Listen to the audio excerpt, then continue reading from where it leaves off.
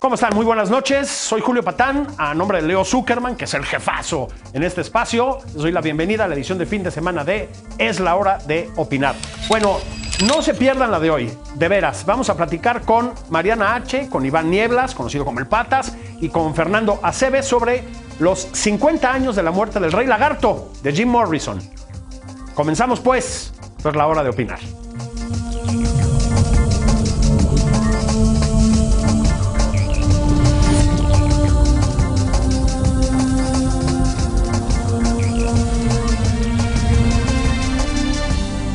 ¿Cómo están? Muy buenas noches.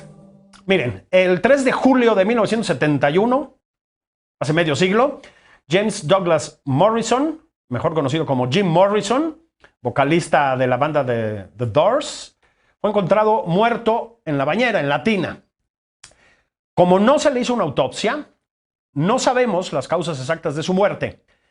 Y si bien su acta de defunción dice que murió a causa de un paro cardíaco, hay versiones dignas de considerarse, que indican que fue un suicidio o tal vez una sobredosis. Jim Morrison, cantante, poeta, escritor, murió a los 27 años, Club de los 27, y a 50 años de su muerte, pues es todavía una de las figuras más representativas del rock norteamericano, o de donde quieran ustedes. Para hablar del Rey Lagarto, como también se le conoce, saludo primero a Mariana H., periodista. Mariana, ¿cómo estás? Encantada, Julio, de estar contigo una vez más y para hablar del Rey Lagarto, como bien dices. Híjole, qué vida tan dolorosa. Entraremos en materia. Gracias. La de él y la de algunos más. Muchas gracias. Iván Nieblas, algunos le llaman el Patas, pero aquí se le llama Señor Nieblas. ¿Cómo está usted? No, pues gracias por lo de señor, pero bueno, aquí estamos nuevamente. Un gusto saludarlos, a Mariana, también al máster Fernando, a ti y pues a toda la audiencia que nos está mirando en este momento. Bueno, y Fernando Aceves ya lo presaludó el señor Patas. ¿Cómo estás, Fernando Aceves? Fotógrafo, pero Julio, fotógrafo de música sobre todo. Sí, pues aquí estamos, Julio, con un gran gusto de acompañarlos en esta charla sobre el Rey Lagarto. Pues miren, empiezo con Mariana, como debe ser. A ver, vivió poco, esa es la verdad, y dejó, pues, las cosas como son, una huella tremenda en la música, Jim Morrison, y los Doors más ampliamente. Así te lo pregunto, sí. ¿Por qué? ¿Qué es lo que lo distinguía? ¿Qué pasó allí? ¿Las letras? ¿Qué era? Yo creo que era una combinación multifactorial. Eso. Sí, las letras. Cabe mencionar también que no todas las letras de las grandes canciones de los Doors las escribió Jim Morrison, pero digamos que el que tiene este mote del poeta y del creador de la mística de los Doors es Jim Morrison.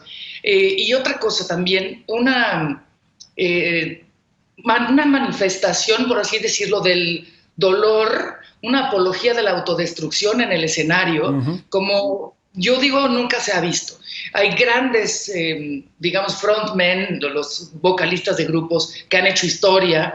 Mick Jagger es uno de ellos, por ejemplo. También, bueno, los Beatles tenían también su onda. Elvis Presley lo tenía también. Estos íconos que vemos en el escenario, ¿no? Pero lo que veíamos en Jim Morrison era, para mí, como una poesía de la autodestrucción, y se tiraba al piso y volvía a subir, y estaban los policías ahí diciendo, este güey ya se le fueron las canicas, pero él los retaba. Entonces yo creo que eso venía, independientemente del alcohol, de una persona con mucho dolor y una persona que se cobijaba con la música para sacar sus letras, y pues también la manta de alcohol lo ayudaba para exorcizar esos demonios. Me parece que no era una cuestión de show, sino de realmente como de trance, que nunca hemos visto, o por lo menos yo no he visto en alguien, que no sea una copia de Morrison, ¿no? O sea, esa autenticidad en el escenario no la he visto más que en Morrison. ¿Era eso, señor Nieblas? ¿Era lo puro, lo auténtico, lo real? ¿Era el canto a la autodestrucción de a de veras, no una puesta en escena? Sí, yo creo que sí. Finalmente, pues Jim Morrison era pues o sea, no hay que olvidar que él empezó su carrera pues muy chavo, ¿no? Casi adolescente, veinteañero, y además le tocó vivir en los años 60, los locos años 60, como dicen por ahí, y pues donde cualquier cosa que te ofrecieran, pues ahora sí que si estaba gratis, pues te la metías y a ver qué pasaba, ¿no? Y Jim Morrison tenía mucho ese espíritu explorador, ¿no? Ese espíritu de decir, a ver hasta dónde puedo llegar, porque también desde muy chavo él se interesó por la literatura maldita, diría yo, ¿no? Arthur Rimbaud, Nietzsche, también se interesó mucho por la psicología de masas, ¿no? Entonces le interesaba saber hasta dónde era posible llegar, o sea, cuáles eran los límites, pues, de la conciencia o del propio ser humano como tal, ¿no? De los límites físicos y demás.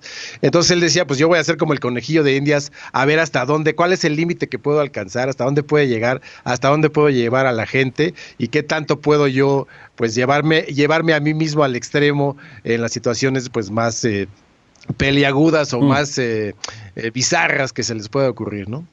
Fernando, tú que has fotografiado, bueno, si lo puedo decir así, a Dios y su madre en el ámbito de la música, es cierto, ¿no? Morrison comunicaba una cosa como a simple golpe de vista que es raro encontrar en cualquier otra persona en un escenario, ¿no? No sé si estás de acuerdo.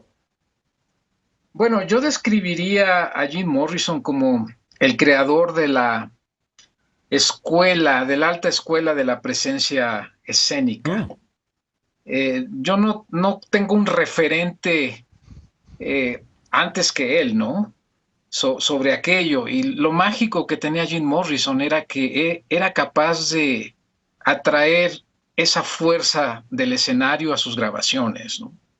Esa poesía combinada con la música de los Doors, porque sí hay que mencionar que pues no se hubiesen llegado a esos niveles sin la presencia de Manzarek, por ejemplo, de John Desmond o Robbie Krieger en la guitarra, ¿no? Finalmente fue una combinación afortunada. Jim encontró el lugar para poder plasmar su poesía, hacer la música, influir, ser un ser influyente en el rock. Y bueno, pues podría yo poner como ejemplo The Unknown Soldier, ¿no? El soldado desconocido, cómo él hace una historia, una descripción, ¿no? Con poesía, con música. Yo creo que esa experiencia del performance fue capaz de llevarla a sus mismas grabaciones, cosa que es muy difícil en cualquier otra banda, ¿no? Estamos a punto de desbarrancar en los clichés, en los lugares comunes y todo lo demás, Mariana, pero, a ver, también es cierto, hay una carga de sexualidad en Jim Morrison, no siempre una sexualidad muy amable, hay que decirlo también, que me parece que también era real, ¿no? Honesta. Pues sí, como novio, yo espero que sí, había una erotización para hombres y mujeres, pero una de las cosas que decía un documental anti-Oliver Stone era que él no se presentaba en el escenario tanto sin camisa, que él casi siempre estaba con camisa, con algún chaleco, con sus pantalones de piel, obviamente, y que no quería tanto explotar esa parte. Y si te fijas, hacia el final de la vida, es muy curioso y muy duro decir los últimos años o los últimos días de un chavo de 27 años, ¿no? O sea, pensarás los últimos días del señor de 85 ya en la decadencia, pues este señor de 27 años, pero esa sexualidad ya no se veía, es decir, se engordó mucho, se dejó la barba, ese Morrison con este torso bellísimo no fue el Morrison que murió. Entonces, en ese sentido, también creo que fue parte de la crisis de Morrison de decir, yo no quiero estar asediado ni por groupies ni por periodistas, sino que yo quiero estar aislado. Por eso está esta leyenda de Pedro Infante no murió y Elvis está vivo. También hay quienes dicen que Morrison dijo, yo esta atención ya no la quiero, voy a fingir mi muerte y me voy.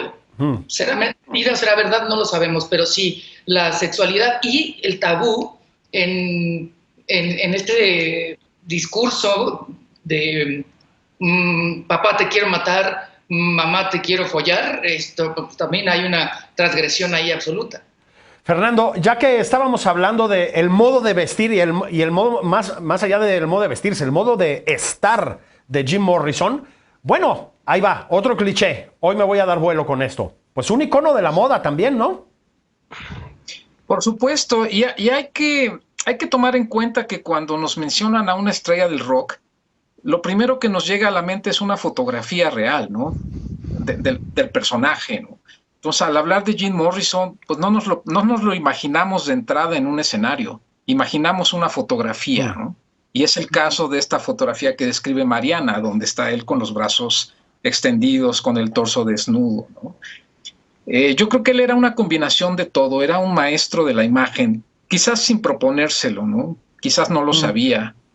Y bueno, él completó su viaje muy temprano, ¿no? Yo creo que después de los 27 años ya no había más que hacer, ¿eh? Yo creo que él llegó a esa conclusión.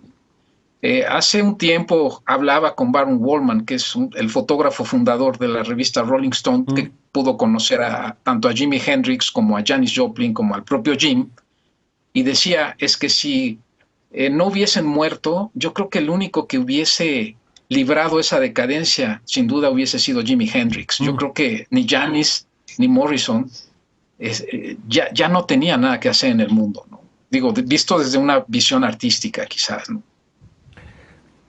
Iván, a mí siempre me ha parecido que algo pasa con Jim Morrison. Ahora ya voy a hablar de Jim Morrison cantando, que es muy potente, ¿no? La verdad. No es una voz, digamos, convencionalmente virtuosa, ni mucho menos, me parece a mí. Pero, no sé, el señor sabía interpretar, ¿no? Sí, eso, fíjate qué bueno que lo tocas, porque es una parte que difícilmente se trata pues en los textos, en los documentales y demás, la parte de Jim Morrison cantante, porque todo el mundo pues se embeleza con el asunto de las letras y que las drogas y que ay, qué desmadroso que era, pero también hay que decir que era un gran cantante, o sea, no es, como dices, una voz convencional, no es un cantante entrenado, pero el señor sabía muy bien entonar, o sea, tenía muy buena entonación, está cantando afinado a pesar de las drogas, del alcohol y demás, sabe además hacerse armonías, él mismo se hacía armonías en el estudio, y además pues era un gran fanático de Elvis Presley. Se cuenta que pues cuando era pues mucho más chavo que cuando murió, pues siempre que sonaba Elvis Presley en la radio o sonaba en alguna fiesta además, demandaba que todo el mundo se callara la boca para poder escuchar detenidamente con mucha atención a Elvis Presley, que era uno de sus grandes ídolos. Yo creo que de Elvis Presley jaló mucho esta onda pues de cómo proyectar la voz, de cómo impostar, de este medio asunto de crooner, ¿no? Que digo, medio Elvis lo tenía también previo a su llegada al ejército, pero me parece que sí es importante destacar que Jim Morrison sí era un gran cantante. Basta, pues por ejemplo, si ustedes escuchan una canción como Break On Through, difícilmente alguien en algún cover o algo así, pues logra llegar a las tesituras de Jim Morrison. Fíjate, Mariana, se habla mucho, y ya es otro cliché, ¿verdad?, del famoso Club de los 27. No voy a ir a todo el Club de los 27, pero efectivamente murieron a esa edad y en un marco temporal, digamos, muy reducido, Morrison, Hendrix y Janis Joplin. Son como tres maneras ya, nuevo cliché, icónicas de estar en el escenario, ¿no? ¿Tú cómo nos distinguirías, digamos? ¿Qué distingue a cada uno de ellos? Que eran outsiders, por así decirlo, es decir, el guitarrista electrónico negro, ¿no? Cuando a lo mejor lo lógico hubiera sido que fuera un blusero, estoy también cayendo en los lugares comunes, y transgresor, el incendiar la guitarra, el asunto del himno nacional, esas cosas, aparte del virtuosismo, como bien lo dices. Janis también fue una chava muy buleada en la carrera, acuérdate, le nombraron en alguna ocasión el hombre más feo del campus. O sea, ese mote es terrible para alguien que, pues yo no sé, yo veo a Janis y me parece encantadora, ¿no? Y bueno, y obviamente ella también haciendo uso de una imagen muy producida, con las plumas, con los lentes, con esos vestuarios fantásticos. Fue historia, pero había también, yo siento, dolor. Y también era una chica blanca, al revés, que cantaba, y muchos decían, wow, es que canta como si fuera negra. Entonces, en ese sentido, también eran estas rupturas de patrones. Y finalmente, Jim Morrison, todo esto que decíamos también. Hay una anécdota, bueno, no es anécdota, sucedió que cuando era muy niño, vivió un accidente muy fuerte en el desierto. Y entonces vio como muchos indios murieron. Entonces, para un niño chiquito, esas imágenes son muy, muy poderosas. Y se dice que a partir de eso, su relación con el desierto fue tan estrecha y toda esta parte mística dentro de su poesía también lo hizo icónico. Y otra cosa que decía el Patas, un niño que a los 8 años está leyendo Mallarmé y Verlaine y Rimbaud, pues muy pocos lo entienden en su adultez, pues, o le entran a esos temas. Y su afición por el cine también. Entonces, eso era la poesía, el escenario, y para terminar, dicen sus compañeros que si bien Oliver Stone y otros escritores, otros cineastas, biógrafos, lo plantean como este rockstar cliché, alcohólico, drogadicto, mujeriego, bla, bla, bla, bla, bla, dicen que era un tipo tímido y que era un tipo con mucho sentido del humor. Por eso muchos de sus compañeros no quisieron salir en la película de Oliver Stone, porque decían, si van a poner esto que es el lugar común y nada más de desastre, Jim Morrison, entonces no, porque yo quiero esa otra parte de mi amigo, ¿no? Yo creo, Fernando, que tampoco podemos obviar que algo estaba pasando en la música en esos años, ¿no? Claro. Coinciden los Rolling Stones y los Beatles todavía con un cachito de los Doors y se siguen, tú échale, bueno, Hendrix y Janis Joplin y enseguida Led Zeppelin y Deep Purple y los Kings que también andaban por ahí. O sea, sí estaba como efervescente ese mundo, ¿no? Sí, yo pienso que Jim Morrison representó la parte intelectual de todo ese movimiento, ¿no? De finales de los 60s. Por otro lado, considero que el escenario y el estudio de grabación fueron los dos grandes escapes de Jim Morrison. Hace un tiempo, conversando con Henry Dills, el fotógrafo oficial de los Doors, que autor de esa famosa portada del Morrison Hotel, donde está el grupo frente a está detrás de una ventana, ¿no?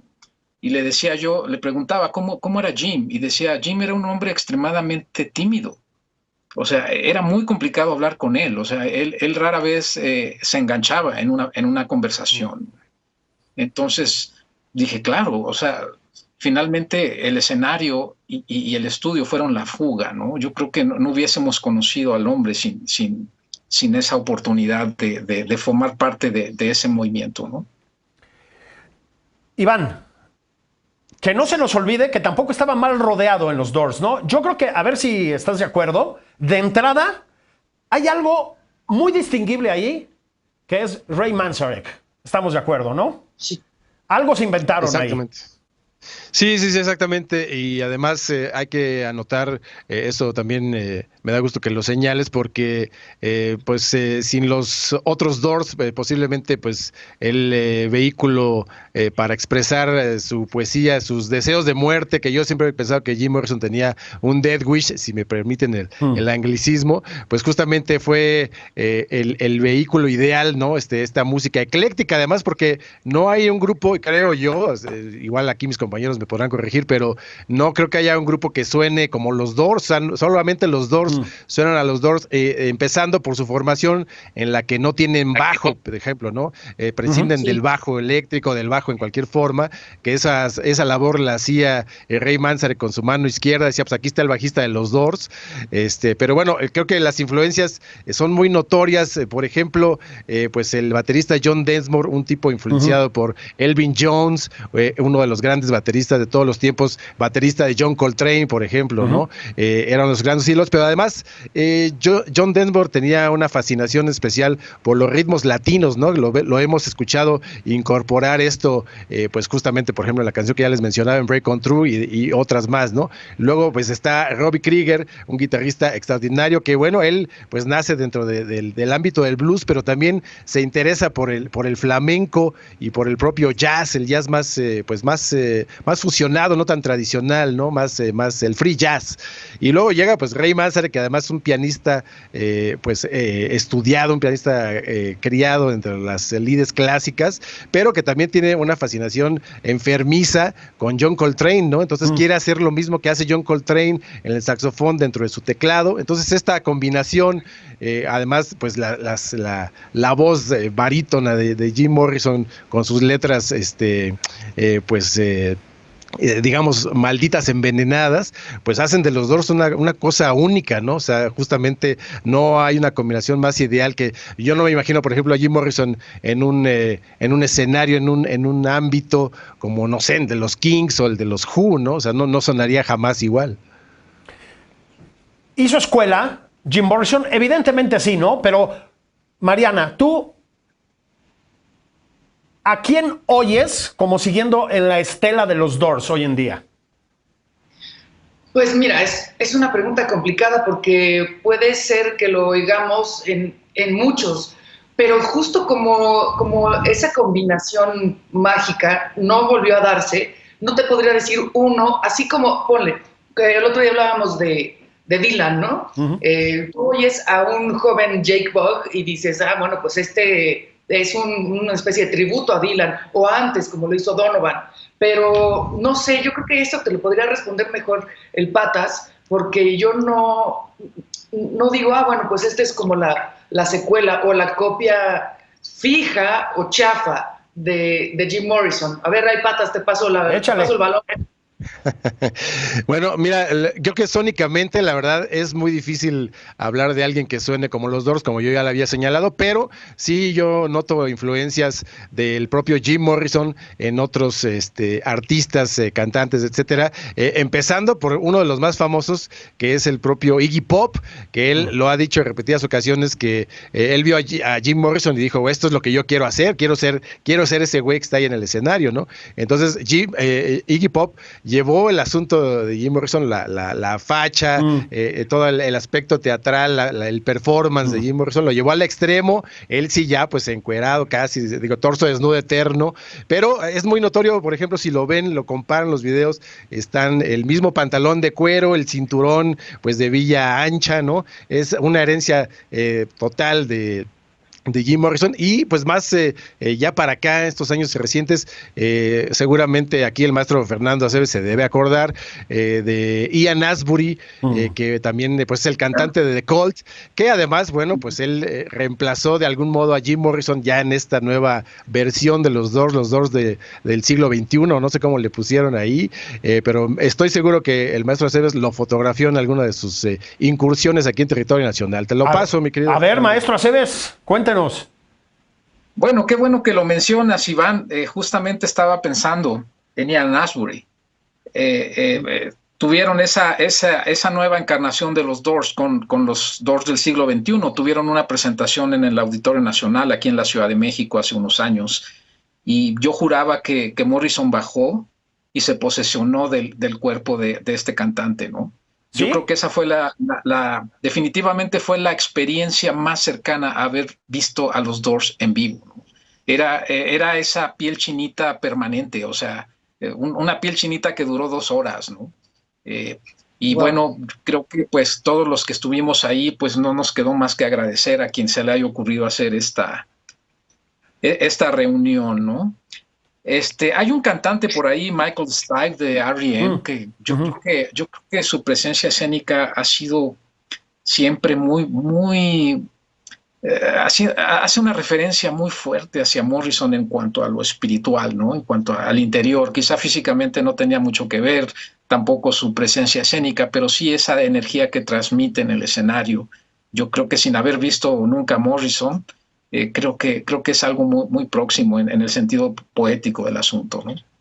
Ustedes, Mariana, ¿viste tú también los famosos Doors del siglo XXI? Voy a confesar que a mí me dio una especie de arranque de purismo y dije, no, esto no va a funcionar. Me estoy dando cuenta de que me equivoqué. ¿Tú lo viste? ¿El qué, perdón? ¿Tú viste ese famoso concierto de los Doors del siglo XXI aquí en México? No, por supuesto que no. ¿Te dio ataque de purismo como a mí? Sí, porque, digamos, me ha pasado, en algún momento, voy a hacer una confesión muy ñoña, ¿no? Pero fui a ver a Chicago sin Peter Cetera y sí dije, algo aquí me falta. Y luego los carteles de Creedence Clearwater Revival, pegoste, más pegoste, más pegoste. O también pasa con Journey, ¿no? Con este cantante fantástico que tienen, que es oriental y que canta igualito que Steve Perry o muy parecido. Se me cae, tengo que cerrar los ojos, no me gusta esa onda. O sea, ¿se acuerdan de los magicuentos? Me parece como un magicuento con pegado sobre pegado sobre pegado y que se me hace una locura. Y no, pues no le entré, ni siquiera podría reportar que me dio emoción. Por ejemplo, ¿se acuerdan cuando salió Tupac Shakur en holograma? Sí. O sea, no me sabe. Entonces, no le entré. Estoy contigo en el purismo, Pata. Iván. No, pues te digo, yo por ejemplo sí lo pude ver y me parece también que incluso a Ian Astbury se le quedó pegado el cable de Jim Morrison porque después de su incursión con los Doors del siglo XXI, que hay que decir que eran Ray Manzarek y Robbie Krieger, pues usando ese nombre por ahí con otros músicos, pues después se le quedó pegado el cable, les digo, porque en ya discos posteriores, en apariciones posteriores con su banda, con The Cult, pues ya traía todo el look morrisoniano así a tope, ¿no? El sombrero de plumas, el mismo pantalón de cuero que les menciono, el cinturón de Villa Ancha, ¿no? Y ya traía como esta onda también muy pegada, de pues como muy misticoide. Ahora resulta que también traía su libretita para escribir poemas y demás. Entonces como que se quedó clavado con el personaje. Dicen muchos por ahí que es una maldición, justamente como por ejemplo en el caso, digo, muy aparte de los actores que han interpretado al Joker, que se quedan como en el personaje. Entonces quien interpreta a Jim Morrison,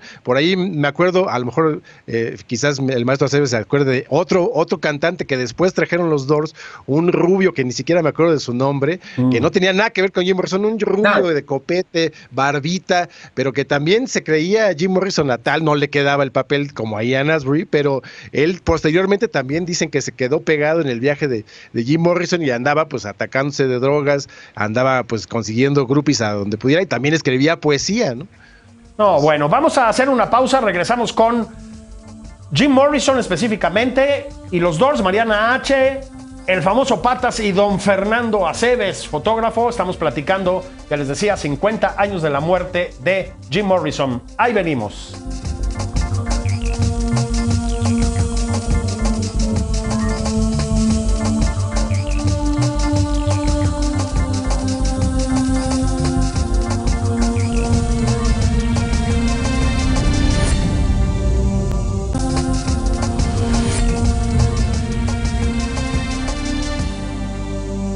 Bueno, estoy chambeando por Leo Zuckerman mientras disfruta de sus vacaciones. Estamos de regreso a Mariana H., Iván Nieblas, el Patas y Fernando Aceves y su servidor, Julio Patán. Estamos hablando de Jim Morrison, ya saben, líder de los Doors, muerto hace medio siglo.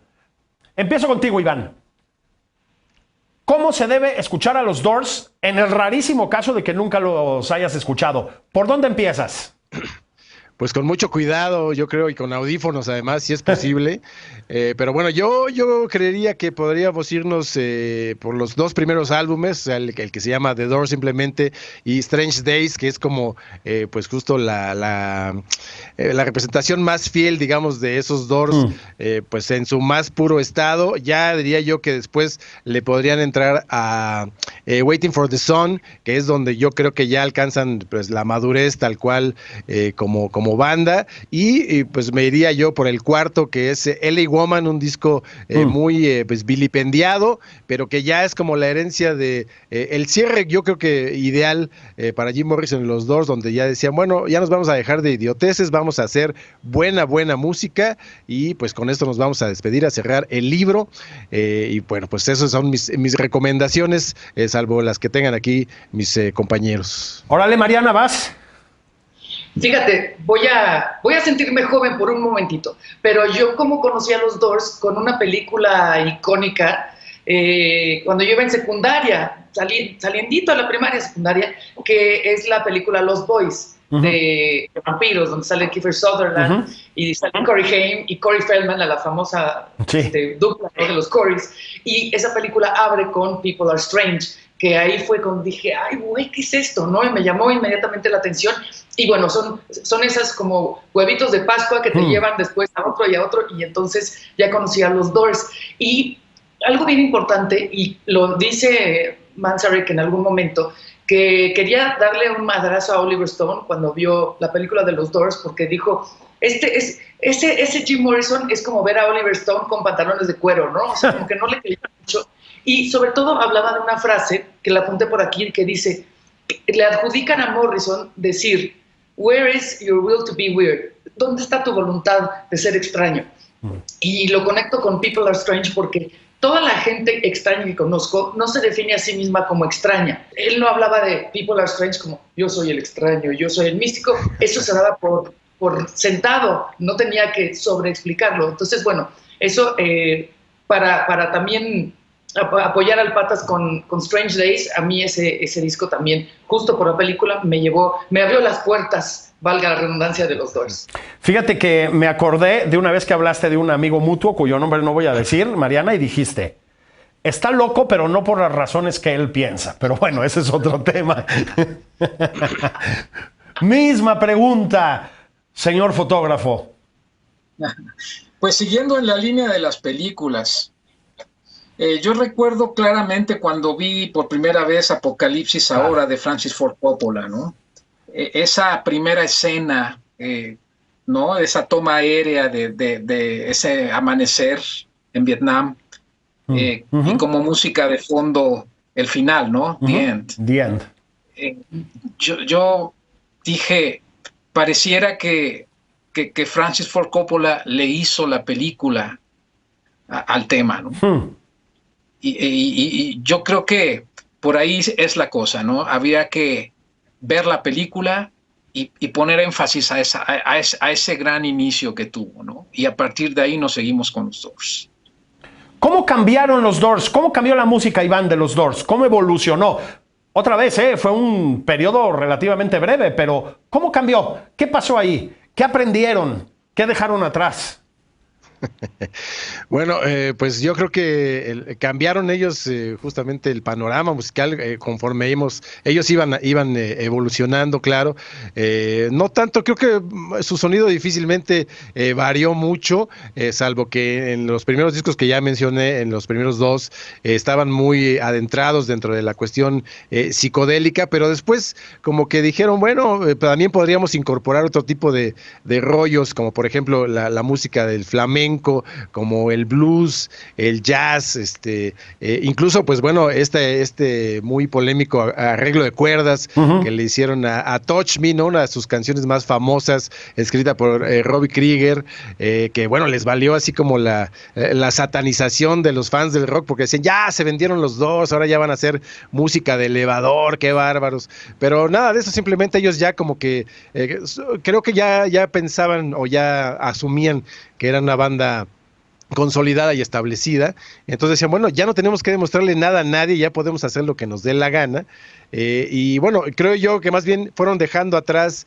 la psicodelia para irse como por esta fusión de estilos, digamos, entre comillas, un poco más serios, hasta llegar a la culminación de LA Woman, que decía pues Jim Morrison que él quería hacer pues un disco enteramente de blues, ¿no? Yo me parece que lo lograron, de rock blues, diría yo, pensando en esta rola LA Woman, que es bastante rockera, y entonces llegaron hasta ese punto, justamente cuando ya en el 71, pues creo que ya nadie escuchaba el blues al menos no de la misma forma que en los 60 sus contrapartes británicas. No sé, aquí qué opinan mis compañeros. Fernando, suena a muchas cosas The Doors, ¿no? ¿A ti a qué te suena? Ya dijo Iván, ahí está el flamenco, bueno, está el rock, está el blues, está la psicodelia. ¿Qué más? ¿A qué te suenan? Pues yo creo que los Doors no suenan a nada alrededor, ¿no? Es muy poderosa la influencia de Ray Manzarek con el teclado, ¿no? Es como si escucharas al universo llorar, ¿no? Todo lo que puede decir con una simple nota, ¿no? Y esa combinación con Jim, pues yo creo que no me suena nada más que a los Doors, ¿no? ¿Totalmente originales, Mariana? ¿Tú también lo dirías? Absolutamente originales. Sí, y te voy a decir algo, a la única persona que más o menos tengo cerca, más o menos, que te puede decir a qué huele Jim Morrison. Y esta es una anécdota que me acaban de contar unos muy amigos en común de aquí de los muchachos, que es Mario Lafontaine y Arturo López Gavito, que tienen un programa Explora TV, y en ese programa, junto con Benjamín Salcedo y Pepe Campa, invitaron a Luis de Llano, que si bien popularmente se le conoce por su trabajo en Televisa y con grupos más pop y plásticos, pues es rockero de corazón, pues su participación en la banda y demás cosas. Y él cuenta que estaba en un concierto de otra banda y de pronto había un tipo cantando y cayó así a su mesa, y un tipo que apestaba entre alcohol y mota y sudor, y dijo, ¿quién sabe quién es este güey? Y entonces después la fiesta siguió y él cuenta en Explora TV, en ese programa, que después se fueron a casa de Luis de Llano, donde aparentemente en esa época terminaban muchas fiestas muy hardcore, y después se fueron a ver el amanecer a Tepoztlán, en la pirámide, y entonces Luis de Llano le pregunta a Rita Macedo, Rita Macedo le pregunta a Luis de Llano, oye, ¿quién era ese muchacho tan agradable que tanto sabía de poesía, que hacía cine? ¿Quién era este muchacho? Y Luis de Llano le pregunta a otro cuate, ¿quién era el greñudo este apestoso? Era Jim Morrison. Y él nunca se dio cuenta y ni siquiera se pudo tomar la foto.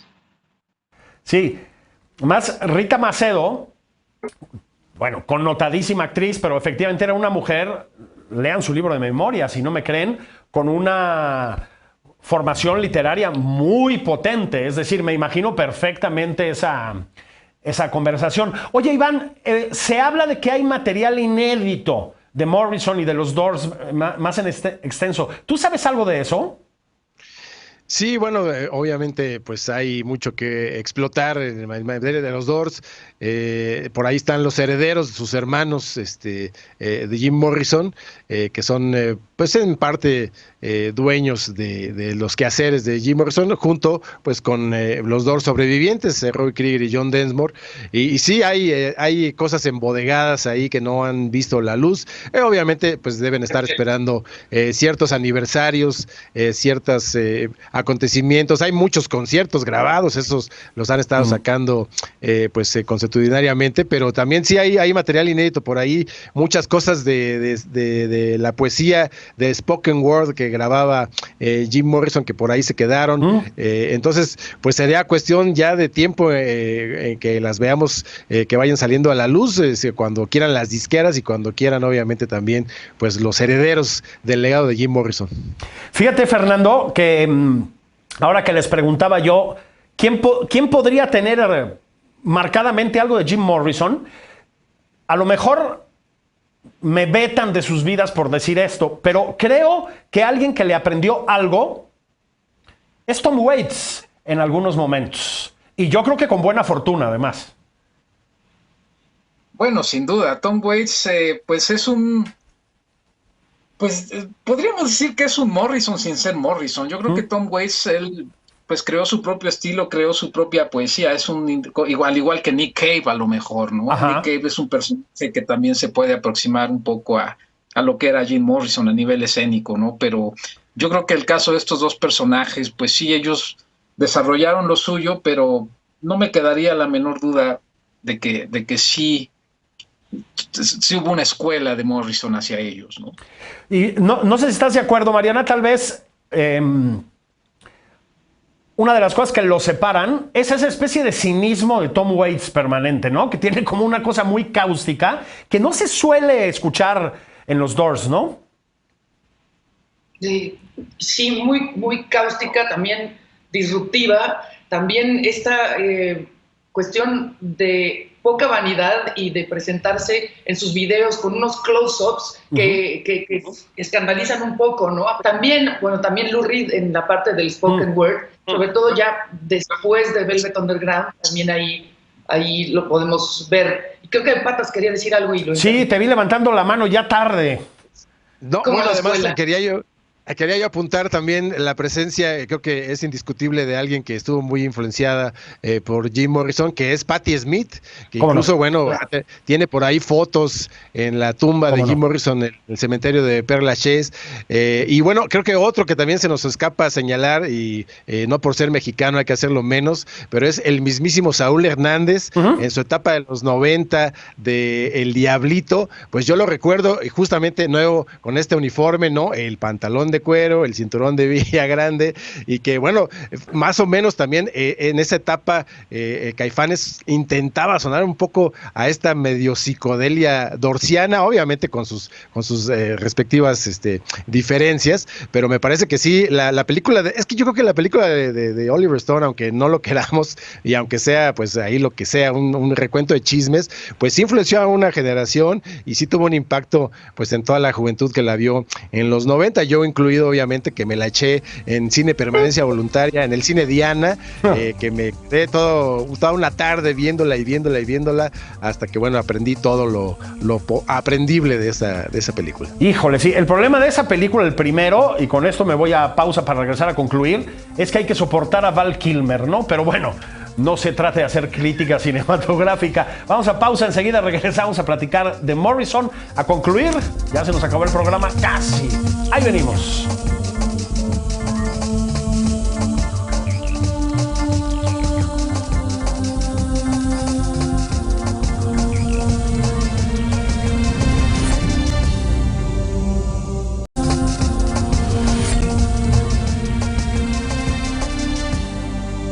Bueno, estamos de regreso en Es la hora de opinar. Estamos platicando Mariana H., Iván Nieblas y Fernando Aceves y su servidor, Julio Patán, sobre los 50 años de la muerte de Jim Morrison.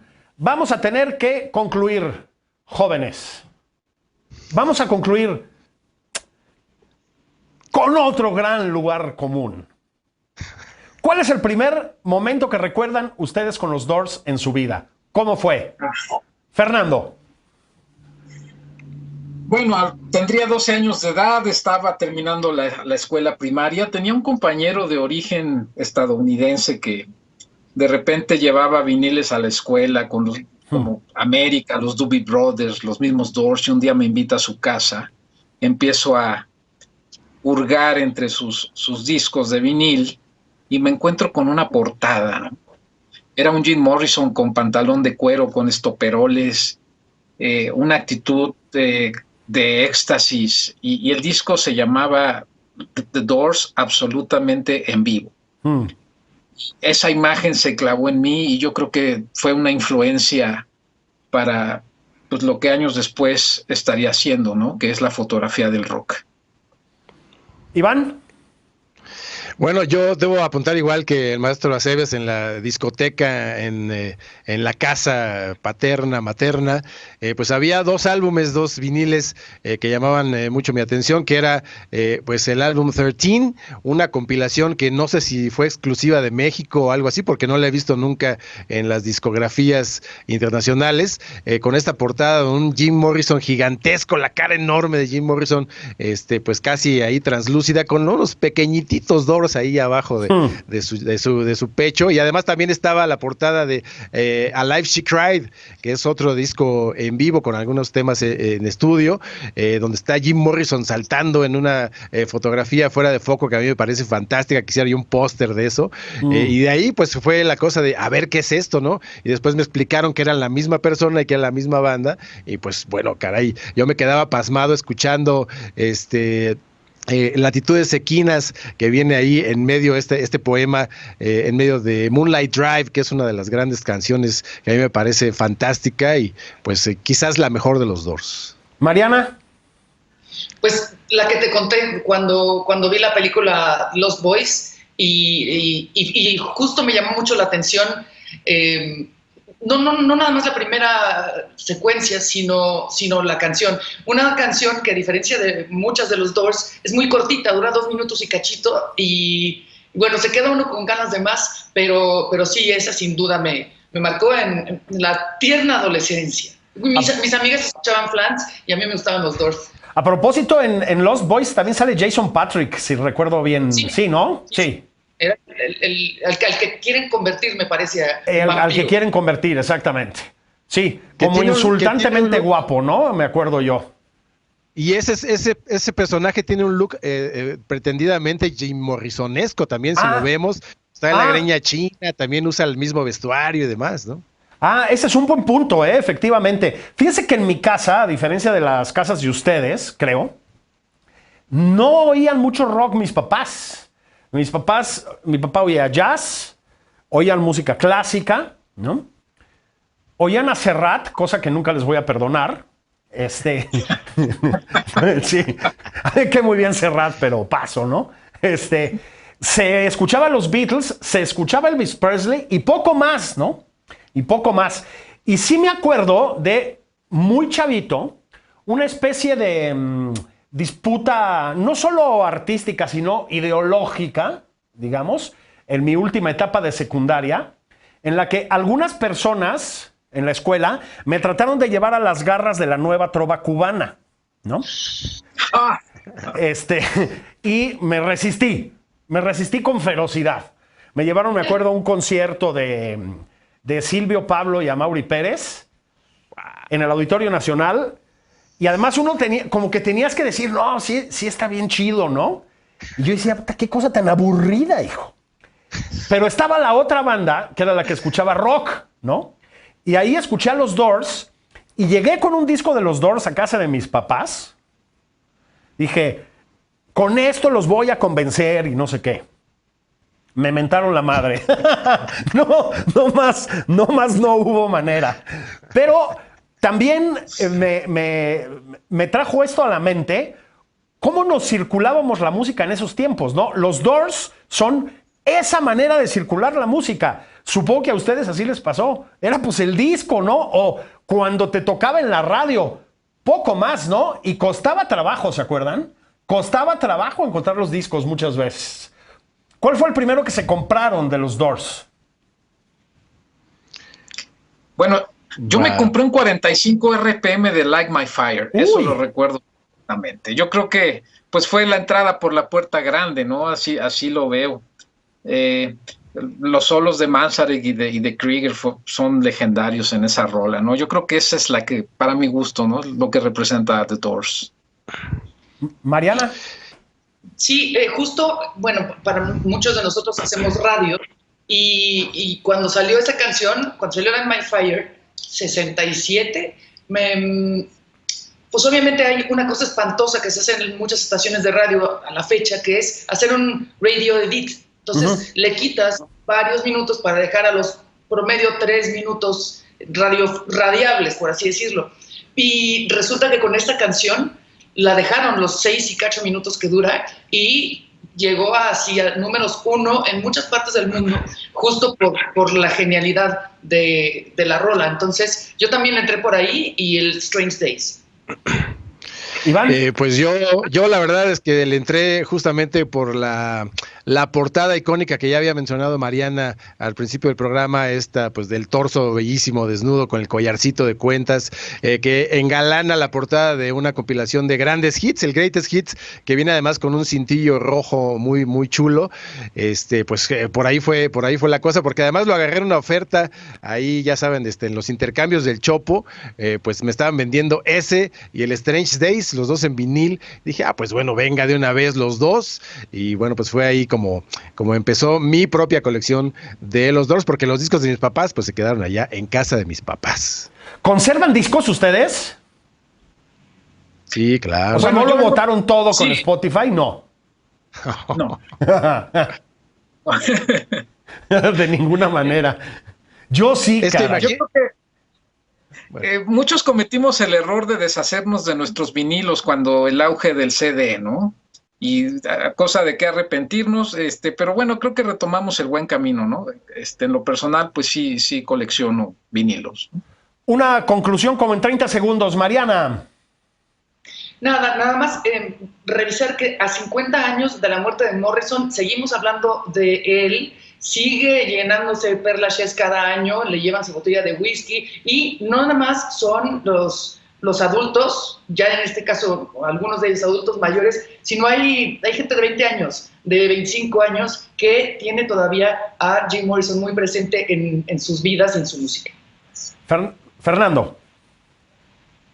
Bueno, pues no nos olvidemos de Enrique Bunbury, ¿no? Yo creo que él es el rockero hispano que más se ha acercado a la imagen de Morrison en lo escénico, al menos, ¿no? Y en el look. Iván.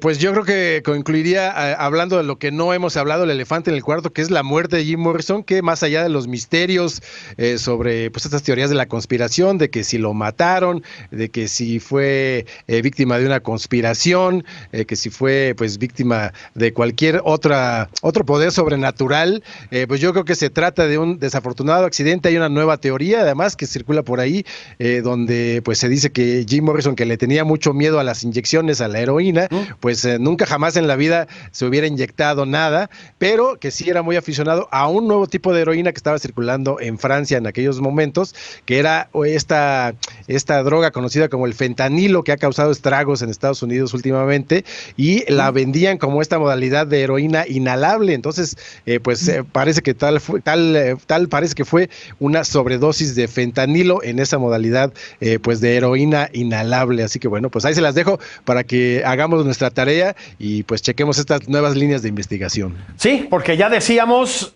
justo al principio, técnicamente, en un estricto sentido, no sabemos cómo murió. Bueno, gracias de veras, Mariana, querida, Iván, Fernando, qué gusto tenerlos por aquí. Qué bueno que hablamos del jefe Morrison. Un abrazote, un abrazo a todos ustedes. A nombre mío y también de Leo Zuckerman, que ahorita debe estar con un daiquiri en alguna playa o algo por el estilo mientras nosotros trabajamos. Esto fue La Hora de Opinar. Un abrazo. Gracias por estar aquí.